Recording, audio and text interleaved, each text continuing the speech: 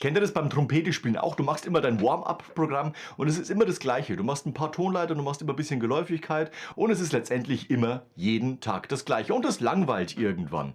Ich empfehle dir, nicht zu warten, bis es eben langweilig wird, sondern schon früher zu agieren, damit du eben sagst, okay, es fordert mich dann, nachdem ich ein bisschen ein Lippengefühl bekommen habe, durch Buzzing, durch ein paar Töne auf der Trompete aushalten, auch kognitiv wieder. Und zwar, wenn ich zum Beispiel anstelle von klassisch C-Dur hoch und runter einfach mal einen Halbton höher spiele.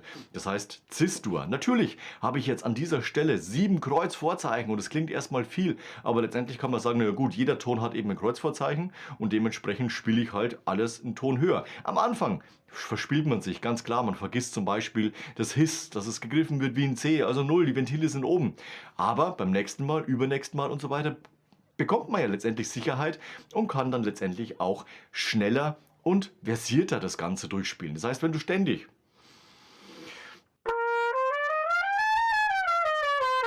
spielst, mach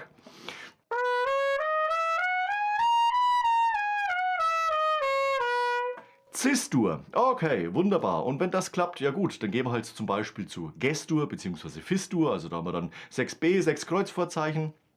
Und man beschäftigt sich auch mal mit den Tonarten, die eben viele Vorzeichen mit sich bringen.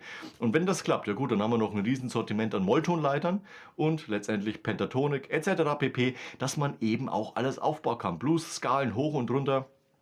Wunderbar. Nutze das immer ganz am Anfang von deinem Einspielen, von deinem Trompetentraining.